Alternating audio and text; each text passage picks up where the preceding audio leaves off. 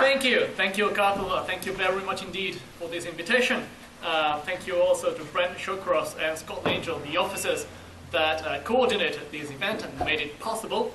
It is a great pleasure for me to be back here where I was a student in 2010, and it's a honor also in a sense to be on this part of the fence in a sense tonight. So tonight we'll discuss submarine warfare and anti-submarine warfare in the First World War in the Mediterranean. First, I'll outline briefly how submarine came to change the face of naval warfare. Then I'll give you some context of submarine warfare in the First World War. And then we'll focus on the Mediterranean, which is a largely overlooked theater as far as submarine warfare is concerned, at least. You may be familiar with the Atlantic campaign, but possibly not so much with the Mediterranean, right? And in the end, we'll attempt some general lessons on maritime operations that remain with us today. So to begin with, the submarine concept appeared in the first time in the 1578 book Inventions and Devices by William Bourne, an English gunner turned innkeeper and mathematician. Bourne described the principle of making a boat sink and rise again by changing the volume of the ship. If you contract the volume of the ship, it will sink. If you expand its volume, it will rise upward. Unfortunately, contemporary materials and techniques precluded effective experiment, so they remained on paper. The next step forward, conceptually, was to add some form of propulsion. The Dutchman Cornelius van Drebbel in 1620, and later in 1636, a French priest, Marie Marcin, emphasized this. Predictably, it was not long before the military possibilities of a submerged ship began to be realized. Most popular in that was that of an American, Robert Fulton, who attracted the attention of Napoleon with his Nautilus. The submarine that you can see in the first picture over here was driven, as you can see from the picture, by a hand-cranked propeller underwater and a sail when sailing on the surface, and could reach a depth of 25 feet and an underwater speed of 4 knots. Although it made a number of attacks on Royal Navy ships, the latter could always see it coming, so they evaded it quite simply. And that meant, unfortunately, to Fulton's dismissal. And submarine warfare did not develop further for 50 years. Then the American Civil War provided a major stimulus, particularly on the Confederate side. As you certainly know, the Union's blockade of the South forced the Confederacy to test various measures to break it, to break the blockade. And the submarine was one of these. The most significant achievement was the destruction of the USS Housatonic in February 1864 in Charleston Harbor, South Carolina. It was the first submarine victory. The oar-propelled CSS Halley, that you can see from this picture, attacked the Housatonic with an explosive device on the end of a spar that was attached to the nose, if we want to call it that way, of the submarine. Though the Halley did not survive the attack, war beneath the waves had definitely begun. The real breakthrough, however, and the birth of the modern submarine came from a British, actually Irish, John Philip Holland, towards the end of the 19th century. He became the first designer to successfully unite 3 new pieces of technology: the electric motor, the electric battery, and the internal combustion engine, to create the first modern submarine. Though the traditionalist view at the Admiralty was that submarines were, in the words of Admiral Wilson, quote, underhand, unfair, and damned un-English, end quote. They gained a champion, nonetheless, in Admiral Jackie Fisher, this guy over here. Fisher realized that naval warfare had changed. So when he became First Sea Lord in 1804, he diverted 5% of the Navy shipbuilding budget to the construction of submarines. But the British essentially saw the submarine as a coastal defense tool. So it was the Germans who actually expanded it and became the masters of the new weapon. And again, despite some initial criticism, I should add, because the Germans didn't want to invest money in the submarines because they saw them as experimental tools. Okay? And curiously enough, this is about coincidence in history. It was the Kaiser who by chance took a trip on a submarine and found this ship fantastic, and so insisted a lot that Germany invested in this new untested, in many ways untested weapon. And the Germans, as you know, became the masters of submarines. They used primarily three types of submarines. The U-boat, the classic one, the most famous one, which was also the largest one, and two smaller classes, the UB and UC boats. Now, all of this craft developed over the course of the First World War as experience led to changes in design. But by the end of the war, the main device, the U-boat, displays, as you can see from the map, from the picture, displays 878 tons, could reach a speeds of 17 knots on the surface and 8 when submerged, mounted a 10.5 centimeter deck gun, and carried between 12 and 16 torpedoes. Now, how was the U-boat used? Okay. Well, in 1914, as you can imagine, the U-boat's chief advantage was essentially to submerge. Surface ship had no means to detect a submarine underwater, and no means to attack it, even if they could. While in the torpedo, the U-boat had a weapon that could sink a warship in a single shot. Its disadvantages, however, were less obvious but became apparent during the campaign. While submerged, the U-boat was virtually blind and immobile in the first place. Secondly, U-boats of this era had limited underwater speed and endurance, so needed to sail most of the time on the surface, and to be in position before they could launch any attack. And they were also quite slow to submerge, which made them vulnerable if spotted in advance. Now, submarine warfare in the First World War was primarily a fight between German and Austro-Hungarian U-boats and Allied supply convoys. Now, in August 1914, the British, with their overwhelming sea power, essentially established a naval blockade of the Central Powers, Germany, Austria-Hungary, and later Turkey. And the blockade was very restrictive in the sense that even food was considered contraband of war. Now, initially, the main duty of German U-boats was to attack Royal Navy ships in the North Sea to reduce the Royal Navy's numerical superiority over the German high seas fleet. However, by early 1915, it was clear that the war would last longer than anticipated.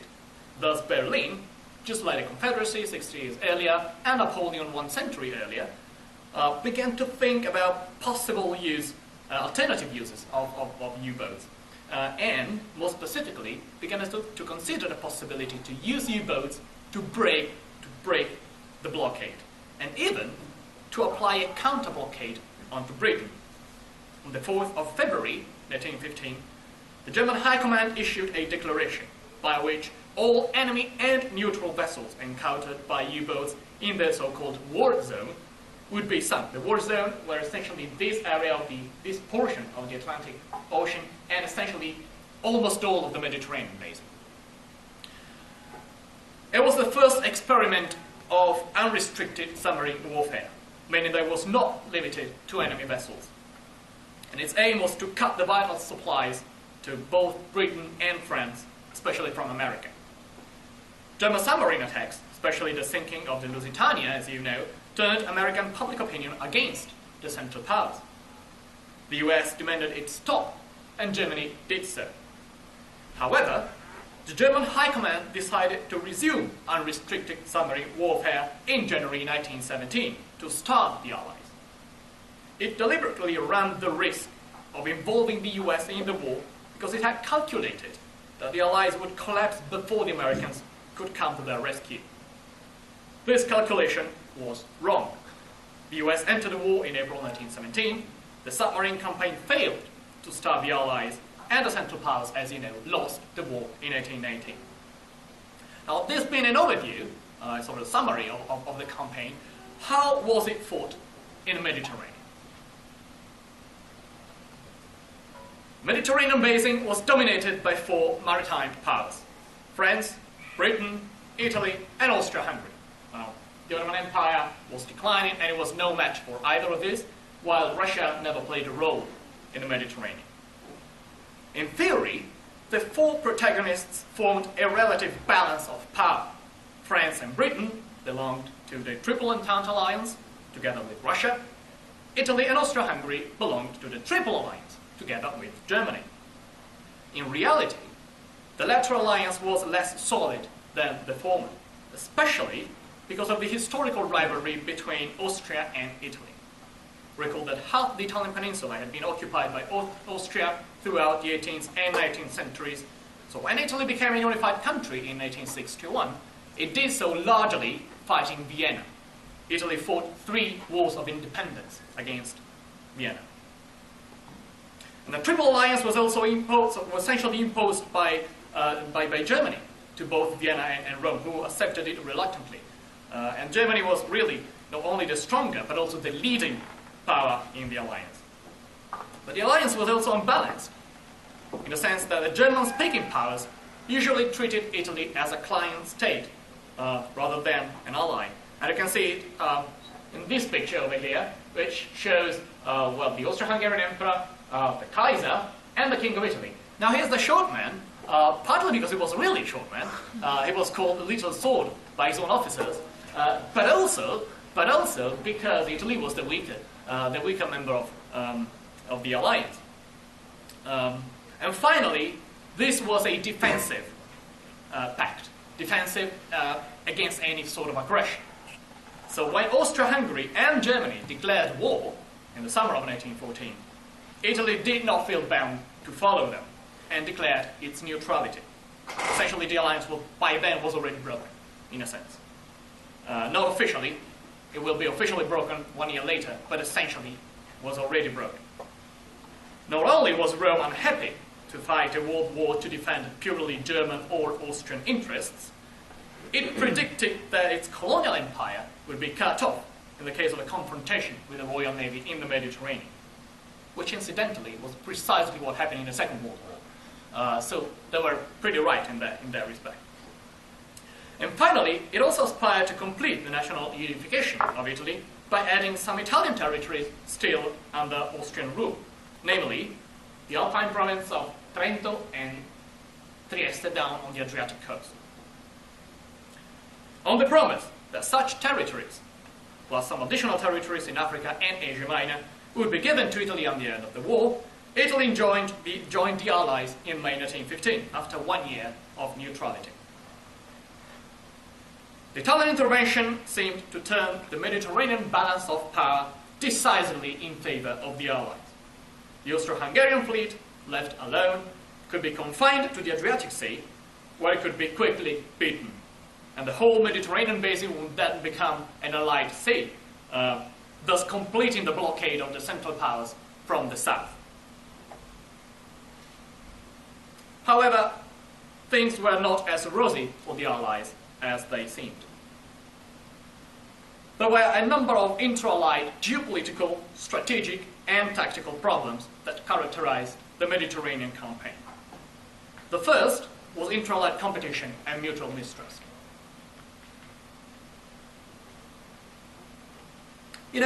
Although they were formally allies, France, Britain, and Italy, the 3 Mediterranean partners, had diverging objectives and interests.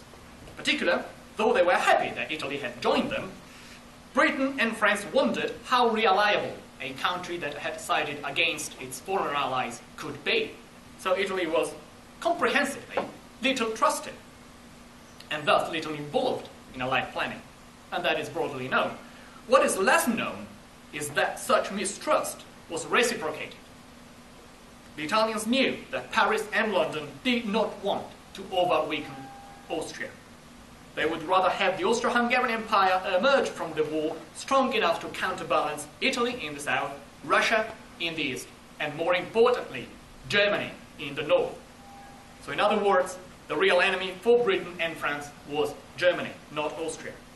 On the other hand, Italy was not anti-German. It wanted the Austro-Hungarian Empire to collapse, because it was the only way to have Vienna's Alpine regions and Vienna's main Mediterranean port, Trieste, surrendered to Italy. Furthermore, Italy was not ready to fight a total war, so it delayed its declaration of war on Germany until August 1916, badly affecting inter-allied coordination. Finally, each of the three allies had a long tradition of Mediterranean ambitions, and thus wanted to prevent the other two from becoming too influential in the region. This led to a major strategic problem, namely the lack of a unified command. On land, the Allies established a unified command. It took them some time, but in 1817 they made French General Ferdinand Foch Allied Generalissimo. And that was a crucial step forward towards achieving victory in 1918. That was never done at sea. In theory, Britain and France had agreed upon a division of labor in 1914. Britain had naval command in the North Sea and the Atlantic. France had it in the Mediterranean. With the addition of Italy, the question of command became more complicated. Italy was given command of all Allied forces in the Adriatic Sea, but within the overall French Mediterranean command. What happened in practice, though, was that the Allies tended to form bilateral convergences. For example, Anglo-French collaborations to force Italy to follow their decisions, Italo-French collaborations to force Britain to redeploy forces from the Atlantic when necessary, and Italo-French collaborations, and Anglo-Italian collaborations to limit the French command in the Mediterranean. These agreements behind the scenes were meant to prevent any of the three Mediterranean allies from becoming predominant, but they only served to impede any tripartite strategy, and they also meant a significant waste of resources, as you can imagine. So we have a general lesson from history here, I suppose, and that is that allies have distinct national views and conflicting threat perceptions, and reconciling their positions can lead to compromises that can prove counterproductive. In particular, Britain and France did not want the fight against Austria to jeopardize their priorities elsewhere, and expected Italy to knock out the Austrian Navy in a single blow. This was a consequence of the low opinion they held of the Austrian Navy, the key UK Kriegsmarine. But it was an unfair judgment of Vienna's sea power. Indeed, Vienna had developed naval industrial facilities that could build and repair ships faster than many other European powers, including Italy and Germany. And from the tab here, you can see the balance of power between the two historical rivals, Italy and Austria, at the war's outbreak. Now, these numbers here indicate the ships the two powers had at the war's outbreak. The numbers in brackets indicate the ships that were launched during the war. And as you can see, Italy was stronger, but only just. And that slight superiority was compensated by another advantage that Austria had: geography. The Austrian littoral, which you can see zoomed here, this is a Dalmatian littoral, and it essentially zooms this area, which at the time was controlled by Austria-Hungary. That littoral was high and rough, protected, as you can see, by a chain of islands that could be fortified, with only a few channels to attack the Austrian Navy in its ports. Here, for example, or here, or here. And those channels could be mined and easily defended by concealed submarines, right? So the third problem the Allies had, were their outdated tactics. The Allies realized that they had to fight a different kind of war than anticipated. Allied naval commanders, including the Italian naval chief of staff, this guy, Emilio Thaon di Rebel, had been educated in the classic theories of the American naval strategist, Alfred Mahan, emphasizing the need to gain control of the waves through an early decisive naval engagement. Unfortunately for the Allies, the Austrian Navy never emerged to be destroyed in a single blow. Instead, it exploited its submarines to tease Allied forces and later in 1915 was reinforced by German U-boats. So this unexpected development had two consequences. First, it enabled the Austro-Hungarian fleet in Byng to tie down an ever greater number of Allied warships, which could have been put to much better use elsewhere. And second, it allowed German and Austrian submarines to launch a campaign that quickly extended through the whole Mediterranean basin, posing an enormous threat to Allied amphibious operations, such as Gallipoli, and more importantly, to the Allied supply chain in the Mediterranean. So I guess we have a second quite obvious general lesson here, which is never underestimate your enemy, right? Now, the Allies had different solutions to this submarine, in many ways unexpected submarine emergency. The Italians, who saw the Adriatic as the main front in the south, because it was the base of both Austro-Hungarian and German U-boats, called for a systematic submarine clearance operation. They had an essentially offensive output, but such an operation could not be carried out with battleships. Instead, this was a job for light units and torpedo boats. But the Italians lacked such forces in 1915, so they asked for direct Allied support in the shape of British and French light craft, to be put under the Italian command, of course, which, of course, was the reason why the British and French refused the proposal or rejected it. Instead, the Anglo-French command decided to create a Mammoth Barrage in the Otranto Channel, where the coasts of Italy and Albania are closer, aimed at trapping enemy submarines in the Adriatic. This essentially turned the Allied strategy in the Adriatic from an offensive-based approach into a strategy of containment. It also turned the Adriatic campaign into a large naval siege, a sort of a war of attrition that in many ways mirrored the land operations, and which multiplied Allied needs in material. Now, the Otranto Barrage, over here, was made of lines of nets supported by drifters and mines. On paper, the plan was sound.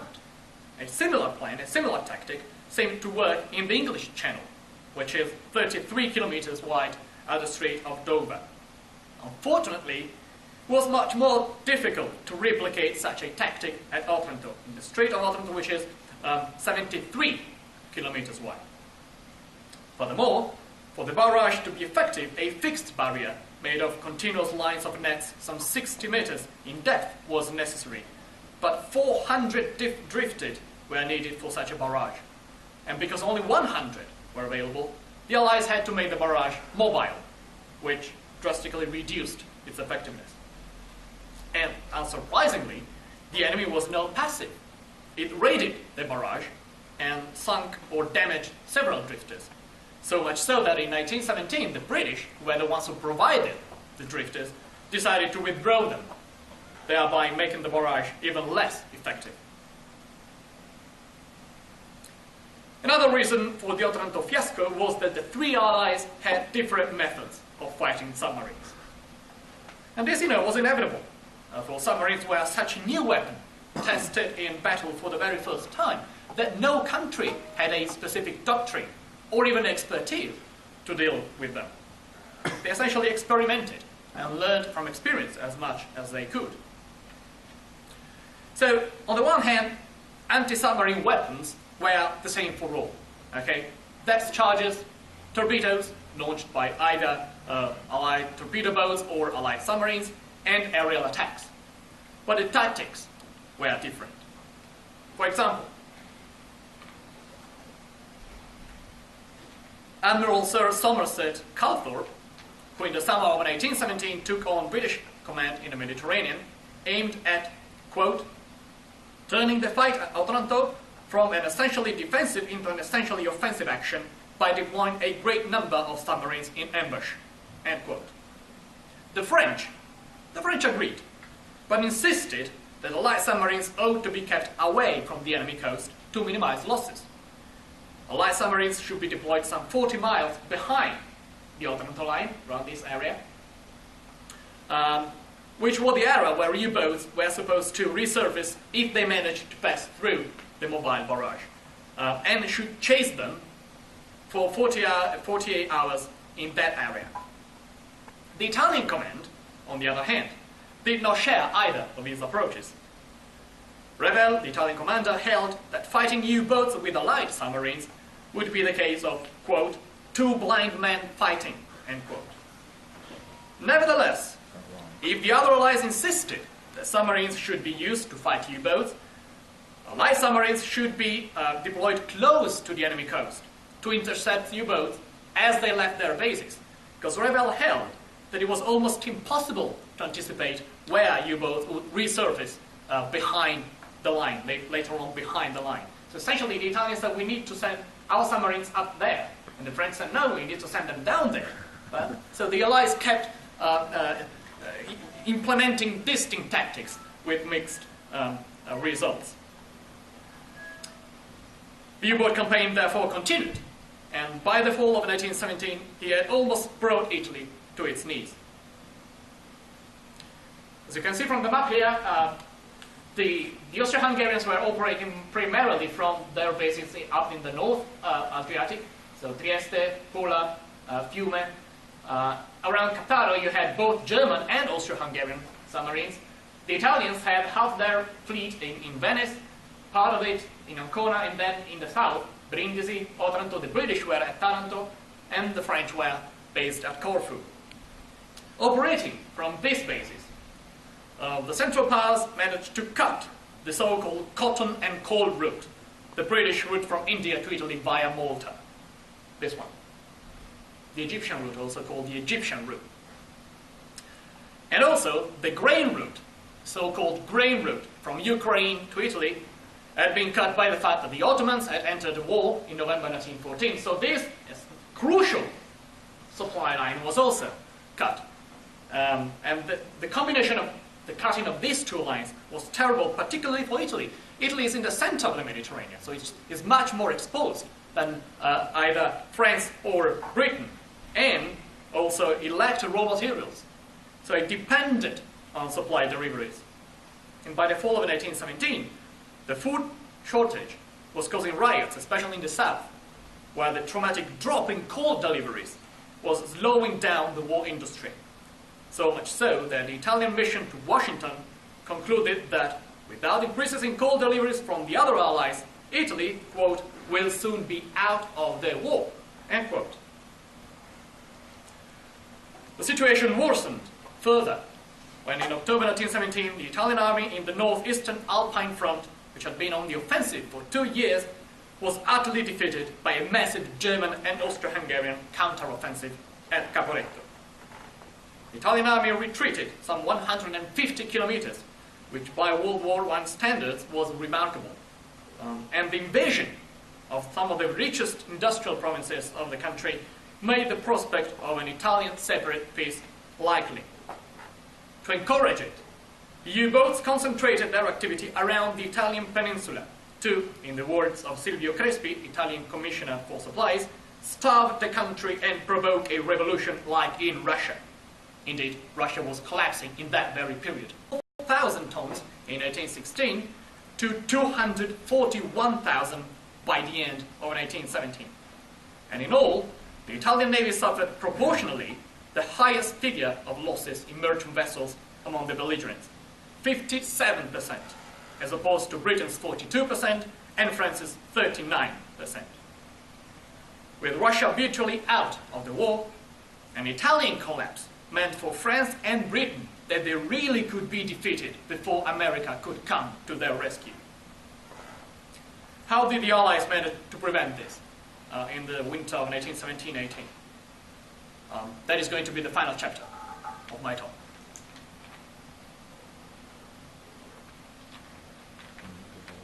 So, the Allied priority was essentially to defend the Mediterranean supply chain.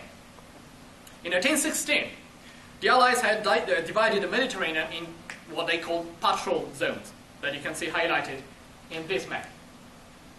This to Italy, this France, this to Britain. They were assigned to each individual members of the alliance, and in those areas the Allies were supposed to hunt submarines, while Allied vessels used the so-called dispersion tactic. They spread out as much as they could to escape U-boats and to avoid revealing the main routes to submarines. This combination was a disaster. Hunting submarines without proper intelligence was badly inefficient, as you can imagine, and the dispersion navigation actually facilitated U-boats and their activity because it provided them with an abundance of targets. So in late 1917, the Allies adopted in the Mediterranean the same tactic that was working in the Atlantic: convoys. A convoy was a group of merchant vessels from 12 to 36 traveling together with a naval escort. Allied naval authorities were slow to endorse such a system. Many of them miscalculated the number of escorts required, assuming that a 1-to-1 ratio between escorts and merchant vessels was needed, whereas a single escort ship could defend up to 3 merchant vessels. Others believed that convoys presented larger and easier targets for U-boats. In reality, they reduced the number of available targets. It was purely a matter of probability. It is statistically less probable that you are going to spot and intercept this formation, which incidentally can fight back if attacked, than a swarm of individual vessels covering a larger portion of the sea. Okay? And from the map here, you can also see some tactics, how they deploy their ships. Okay, so these were the escort vessels covering the flanks and the central part of the formation. They also had a decoy ship, which acted as a straggler in the convoy, attracting submarines, but they had a concealed gun with which to fight back and attack submarines as they approached. The Allies also established new routes and frequently changed them, again in the way that was working in the Atlantic. For example, Gibraltar, Genoa, Egypt, Malta, Naples, they reopened the Egyptian route, Libya, Taranto, Bizerte, Naples, and Malta, Taranto. The most important was Gibraltar, Genoa. In the spring of 1918, a total of 69 convoys, about 70% of traffic to Italy, reached Genoa from Gibraltar. And as you can imagine, this was accompanied by a parallel battle of the intelligence. The Allies trying to protect their communications about the secret routes they would use for convoys, and the Germans tried to break Allied codes to find out what such routes were. Part of the Allied solution was also to divert about 1/3 of coal supplies to Italy from sea transport to land transport through France. The idea was essentially, if you have a problem in the water, get out of the water. Now, with the gradual success of the Mediterranean convoys, the Central Powers began to concentrate on attacking shipping in Italian coastal waters as convoyed vessels dispersed to their individual ports. The Allied response to this new submarine tactic was multifaceted. In the first place, the Italians established the Ispettorato per la difesa del traffico nazionale, the Inspectorate for the Defense of National Traffic, or IDTN. The Inspectorate had offices in the main Italian ports and Allied Mediterranean bases to coordinate the traffic of convoys and their protection. Each IDTN command had its own naval forces, was made up of light craft and motorboats like the MAS, the NAS, this one, very effective. It was designed in 1916 and launched in May 1916, but actually operated in good numbers from 17 on. And the IDTN could use these light forces without having to wait for the authorization of the high command. So it was independent in that, and that really helped when you really have to move quickly and to decide quickly what to do, without having to wait from Rome what the high command thought, which was a recurring mistake the Italians made in the Second World War. Anytime they had to call back to Rome and say, oh, there is some enemy around here, what should we do, and so on. In the First World War, they avoided that mistake, paradoxically maybe. But in the First World War, they were better. Also, the Italians ordered all Allied convoys to navigate as close as possible to the coast. Semaphore station on shore, aircraft patrol, and protection by heavy naval batteries and armed trains, you can see an armed train here in the picture, were provided. Essentially, they created an artillery umbrella of protection from the coast. Okay? And this, of course, was possible in the Mediterranean and certainly not in the Atlantic. Additionally, the Italian High Command calculated the effectiveness of various anti-submarine devices in the third trimester of 1817. And they came to the conclusion that the most significant increase in effectiveness was that of airstrikes, which increased from 8% to 19%. So Rebel concluded that aircraft had proved to be the most successful weapon against submarines. So the Allies should deal with the threat posed by submarines through coordinated aerial attacks. In the summer of 1818, the British agreed to launch a massive air campaign against U-boats and their bases in the Adriatic. You can see from the picture here some classic Macchi L-class bombers. You know, for both Italian and British naval commanders, assuming that an important part of the solution they had in hand, the solution to the problem they had in hand, could lie in exploiting a different weapon than their own, and particularly an experimental arm, such as the Air Force, was a not insignificant shift in mindset. British and Italian air forces based at Taranto bombarded the Austria-Hungarian bases repeatedly, bringing construction and repair facilities to a halt. Finally, at an inter-allied conference in Rome, the Italo-French proposal for a fixed barrage at Otranto was at last approved. It comprised an uninterrupted 80-kilometer line of nets between Otranto and Corfu. It was made of 180 kilometers of steel nets, 430 buoys, and 1,200 mines. Italy, France, and Britain shared the astronomical cost of 3 million lire. The fixed barrage was completed on the 11th of September 1918 and proved effective in paralyzing the remaining enemy submarines in the final 2 months of the conflict. So this combination of measures proved very effective, and in 1918 it divided in half Allied naval losses in the Mediterranean, as you can see from the map here. Now this is a general map including Atlantic and Mediterranean, but in general you can see the significant drop in losses in the final year of the war. Now the Germans, they had promised, the German Naval Command had promised to their government and the Kaiser, when they proposed to relaunch unrestricted submarine warfare, that they would sink at least 600,000 tons of enemy vessels a month. That was the ratio they promised. And in fact, you can see that only in 4 occasions they stood to their own task. In other 2 occasions they got close. In 2 occasions they exceeded it. But then, from 1918 on, the drop is significant. Okay, the decrease is really unchanged. Actually, it gets worse and worse. So the U-boats failed to stop the Allies, and their defeat in the Mediterranean proved a major step forward towards the Allied final victory in 1918. Now, some final lessons that we can have from history. The first is about the working of coalitions in war, and more generally about coalition warfare. You know, despite their superiority, the Allies failed to exploit their strength due to political, strategic, and tactical differences that hampered their coordination. Unsurprisingly, intra-allied frictions were destined to flare up again in the post-war period. And this is indicative of the fundamental problem of turning longer-lasting alliances, such as the Triple Entente, Britain, France, and Russia, into ad hoc fighting groupings, with the addition of partners such as Italy, Greece, Romania, the US, that need to be reconciled with the original members' strategic views. This complicates decision-making and command and control. Second lesson is a classic conflict between expectations and reality. The Allies miscalculated the enemy's potential.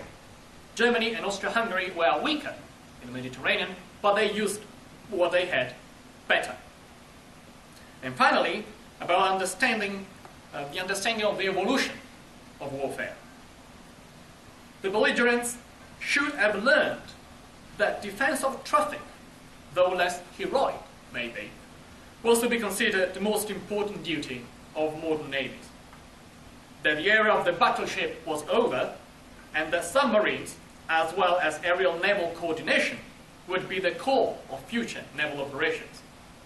In reality, many of them, including Italy and Germany, focused on developing submarines further and underestimated the impact of the air forces on naval warfare. The Italians in particular forgot Revel's remarks about the importance of the aircraft. But those lessons remained unlearned, with huge consequences in the Second World War. Thank you very much. I'm happy to answer any questions that you might have. Thank you for your attention.